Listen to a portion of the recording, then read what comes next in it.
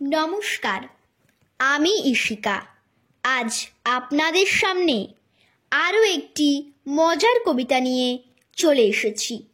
কবি ভবানীপ্রসাদ মজুমদারের লেখা কবিতা সুরবিচার। তিনটে শেয়াল টপকে দেয়াল, বললে বেটা মোরগ, ভোর না হতেই কোকর কোকর, ভীষণ খারাপ রোগ। হচ্ছে সবার ঘুমের ব্যাঘাত, রেগেই ফায়ার সবাই। আবার যদি চেঁচাস তবে করব তোদের জবাই।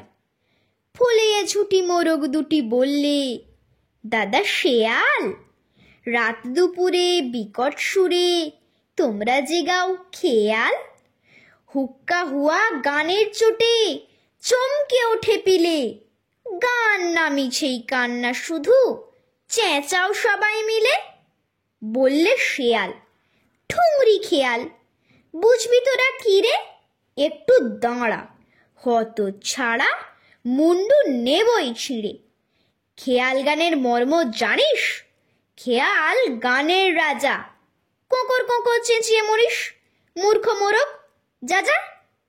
দুলিয়ে ঝুটি মোরগ দুটি বললে, দাদা শেয়াল, কোমর বেঁধে কোকিয়ে কেঁদে বলছো তাকেই খেয়াল।